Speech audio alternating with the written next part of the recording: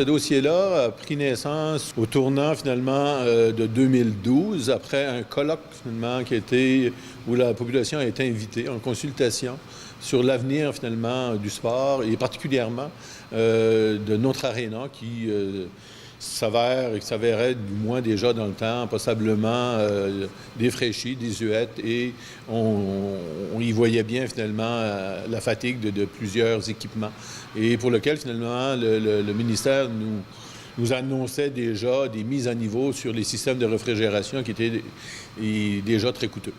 Donc, c'est à partir de 2012, je disais, avec M. Gino Labrasseur, qui était maire dans ce temps, M. Frédéric Delaresby, conseiller, et moi-même responsable du dossier des infrastructures à ce moment-là, qu'on s'est mis finalement à la table et qu'on a commencé à élaborer finalement des hypothèses et donner finalement à des architectes de nous monter, premièrement, une étude de ce dossier-là, lequel dossier a été déposé finalement en avril-mai 2012, avec option de mise à niveau, si je peux m'exprimer ainsi, et option de nouvelle construction. Donc, la mise à niveau était passablement, je crois, puis de mémoire, était aussi élevée, sinon plus élevée finalement qu'une construction nouvelle. Nous avons étudié finalement notre dossier. En novembre 2013, le lendemain des élections, finalement, notre député du temps, qui est encore député aujourd'hui, M. Sylvain Roy, est venu nous annoncer finalement l'acceptation de notre dossier et l'attribution de la subvention du financement de l'ordre de 50 du dossier. On parlait alors finalement d'un montage financier de 9,9 millions, là, si ma mémoire est fidèle. On a tenté finalement, par après novembre 2013, alors que je venais d'être élu maire et avec un nouveau conseil, de prendre le temps de revoir finalement ce dossier-là, de le réétudier et de voir aussi s'il n'y avait pas possibilité finalement d'augmenter la part du ministère, c'est-à-dire au lieu de 50 60 ou 75 ou 70. Donc, on a fait du démarchage, passablement, la direction générale et moi, à la demande du conseil, donc toujours en concertation avec le conseil. Et finalement, on s'est fait dire qu'il n'y avait pas de possibilité, finalement, d'augmenter ce niveau-là. C'est sûr que si on l'augmentait du niveau du ministère, on le diminuait finalement de la part du citoyen. Et après avoir fait plusieurs rencontres au niveau ministériel, ça n'a pas été possible. À l'été 2015, on est allé de l'avant, puis parce que le délai avançait aussi, puis il y avait une date finalement de tombée qui était, je crois, c'est aux alentours de septembre 2015, qu'on a donné l'autorisation, qu'on a accepté finalement que le ministère de l'Éducation, le MELS, qu'on allait de l'avant avec le projet. Moi, je suis coordonnateur pour le service sport et famille. En fait, c'est moi qui va gérer les opérations du complexe sportif comme tel dans les prochaines années. Et puis, ça va commencer déjà dans les prochaines semaines à la livraison du complexe comme tel. Il y a évidemment l'infrastructure aréna, l'infrastructure hockey, mais il y a une salle multisport où là, on peut pratiquer la danse, le taekwondo, les sports de combat, ainsi de suite. Il manque le revêtement de plancher qui est la tuile. Comme on a dit plus tôt, il reste quelques travaux à exécuter. C'est ici, là, cette salle-là, d'une capacité de 100 personnes. Là. Cette fameuse salle-là pourrait servir aussi de salle de conférence ou de formation. Donc, il y a cet aspect-là pour le complexe sportif. Mais il y a aussi le volet 12 mois d'utilisation par année. Nous, on a l'intention, justement, de faire rouler les opérations hockey, les opérations glace, pour à peu près 7 mois et demi, dépendamment des activités au printemps, pour ensuite utiliser ça les 4-5 mois qui restent pour faire du multisport sur la dalle de béton, qui est quand même une surface de 200 pieds par 85 pieds. On est en appel d'offres, justement, pour acheter une surface multisport pour mettre sur la dalle de béton, une surface en tuiles, quand même de haute qualité, pour accueillir justement les sports comme le badminton, où là, on pourra accueillir des compétitions interrégionales donc, qui demandent un certain standard de surface, un certain standard au niveau de la hauteur du bâtiment. Donc, on peut accueillir également là-dessus, sur ce type de surface-là, du volleyball. On peut jouer évidemment au deck hockey. On peut jouer au roller hockey. Et puis, on peut jouer au futsal, ce qu'on appelle le soccer intérieur. Et à ça, il y aura le lignage en conséquence, comme on voit dans les gymnases d'école, sur cette surface-là. Et puis, d'une journée à l'autre, d'une semaine à l'autre, on peut pratiquer tous ces sports-là. On aura les équipements, évidemment, autoportants pour aller sur cette surface-là. C'est l'utilisation 12 mois qui fait en sorte l'appellation d'un complexe sportif. Alors, on est dans le hall d'entrée présentement du nouveau complexe sportif à Passelière. En étant conseiller municipal depuis les élections 2013, lorsqu'on est arrivé à la distribution des dossiers, c'est sûr que un projet comme le complexe sportif m'intéressait beaucoup. Fait que oui, je suis devenu le responsable du dossier au niveau du conseil. Pour débuter le tout, lorsqu'on a pris la décision de vraiment se diriger vers une construction d'aréna, j'ai fait le tour de la Gaspésie, du Bas-Saint-Laurent. On a fait le tour, moi, avec le coordinateur des sports et loisirs de la ville de Passepébiac. On a fait le tour de toutes les arénas. On a été chercher des données pour pouvoir monter un devis de performance pour envoyer au SAO pour avoir des soumissions pour la construction du nouveau complexe. Fait qu'on s'est promené dans quelques arénas. On a pris des dimensions. On a parti avec notre tape à mesurer, notre crayon, les dimensions d'infirmerie, de chambre de hockey, d'espace pour le restaurant. Fait qu'on a monté un devis de performance avec les moyennes. On a fait des moyennes dans tous les arénas. On a parlé à plusieurs personnes.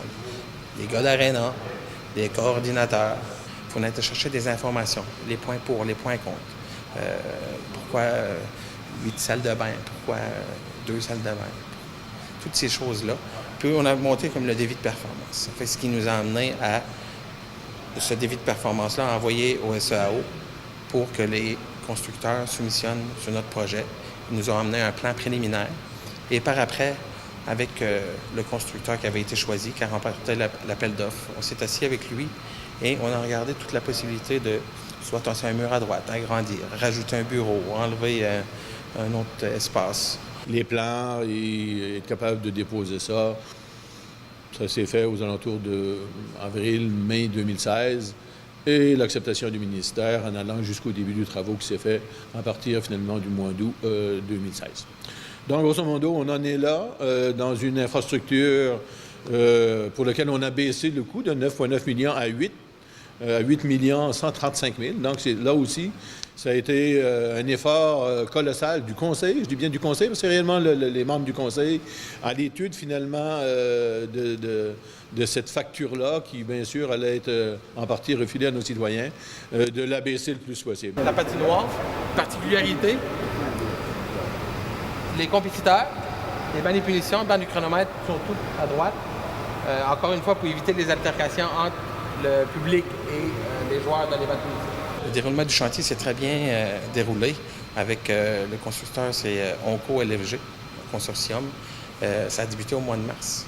Puis, comme on dit à la blague, 9 mois plus tard, voici notre bébé. On est rendu là. Ça a pris 9 mois. Les échéanciers ont été très bien respectés. Là, on est rendu un peu à la finition. Le ménage, des petites irrégularités qu'il peut y avoir par-ci, par-là. Mais le chantier s'est très bien déroulé. Je dirais merci à LFG et Onco, leur très grande ouverture. On a participé à toutes les semaines aux réunions de chantier avec eux. Puis on était à jour tout le temps du déroulement du chantier. Puis en étant présent avec eux, bien, on a pu rectifier les choses. Et je parlais quand même avec monsieur, le directeur général finalement de LFG, M. Burubé, la semaine dernière. Il me disait, j'ai encore de la difficulté à comprendre qu'on a pu construire finalement une infrastructure de ce niveau-là à 8 millions, alors que je viens d'en voir une passer à 14 millions, qui est plus petite que la vôtre.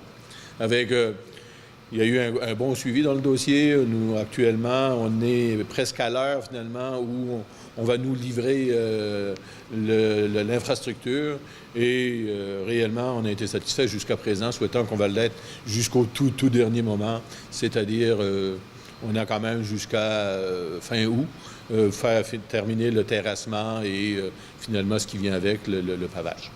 Donc, grosso modo, On est là, c'est construit, c'est pratiquement fini à 97-98 % et on en est satisfait. On a quand même des gens du Nouveau-Brunswick, entre autres, qui sont venus nous visiter et voulaient connaître le concept, finalement, notre concept qu'on a utilisé pour en arriver là. Donc, oui, elle est vue, pas que par nous, pas simplement par nos citoyens. Et je dis simplement qu'on est beaucoup chanceux d'avoir une infrastructure de cette qualité-là à ce prix-là. Bien sûr que rien n'est gratuit, on comprend, c'est de la taxation, mais on ne peut rien avoir si on ne met pas quelques sous, là, impossible. Évidemment, pour récupérer de la chaleur, tous les autres systèmes de récupération de chaleur dans le building, il faut que les compresseurs fonctionnent pour récupérer cette chaleur-là au lieu de l'acheter directement dehors. Juste à ma droite, ici, on a un système de chauffage sous les gradins. C'est eau chaude en dessous des gradins, au niveau des pieds, lorsqu'on va être assis sur les bancs, au niveau des pieds pour réchauffer les pieds. Aucun frais de dépassement. Il y a eu des ajouts, mais il y a eu des crédits. Oui, OK, on voulait, exemple, un peu plus de sonorisation dans le bâtiment. Mais il y a d'autres choses qu'on avait moins besoin. Fait qu'un crédit d'un bord, un ajout de l'autre, le tout, c'est à respecter le budget de 8 135 000. Ça, c'est une belle réussite pour la ville de Passepébiac. La tribune de presse pouvant accueillir 10 à 12 personnes. Évidemment, pour la plupart des événements, pour être en location, nous donne une vue optimale sur la surface. L'hiver, on a encore justement les organismes qui occupent le building, qui est le hockey mineur, le patinage artistique. Il y a les organismes aussi qui sont là pour organiser les tournois, les événements. Le patinage artistique, évidemment, est là pour organiser son spectacle de patin. Peut accueillir des compétitions de haut niveau. Les organisations comme les tournois, on a le tournoi loisirs adultes qui est encore présent pour la prochaine année. Et puis, on a le tournoi Bantam, toute catégorie. Je peux déjà annoncer en primeur que pour l'année 2018, ce bâtiment-ci, le complexe sportif de Passepébiac, accueillera la Coupe des Jardins. La Coupe des Jardins, c'est un tournoi de hockey pour le hockey de développement, le hockey de compétition, qui regroupe en fait les 4 zones de la Gaspésie, Île-de-Madeleine. Ce tournoi-là rotationne dans chacun des arénas aux 16 à 20 ans. C'est notre tour en 2018. Capacité de 801 sièges assis, 100 à 200 personnes debout. Pour le 4-5 mois qui reste, les opérations, on va dire, hors saison. Pour vous parler un petit mot sur le building, encore une fois, je reviens en arrière. Donc, il y a 6 vestiaires. Pour les anciennes arénas, on parlait des arénas plutôt à 4 vestiaires. D'avoir déjà 6 vestiaires, ça nous permet d'une part de respecter les normes de Hockey Québec pour accueillir justement des hockeyeuses ou féminines qui peuvent utiliser justement un autre vestiaire.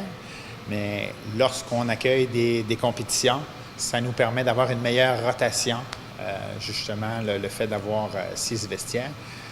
Et puis, cette nouvelle infrastructure-là, on veut que le citoyen, justement, vienne la faire vivre, évidemment. On veut faire une espèce d'événement au mois de septembre, justement là, pour une grande ouverture là, du complexe sportif. On ne tardera pas pour faire une visite guidée, justement, par groupe qui fera office de porte ouverte. Justement, au-delà des images que vous allez nous montrer aujourd'hui, les gens pourront venir voir ça de leurs yeux. Les détails à suivre au cours des prochaines semaines. C'est toute une infrastructure qu'on a ici à Passepébiac et ça dépasse largement la ville de Passepébiac. Ça devient une infrastructure régionale de haut niveau.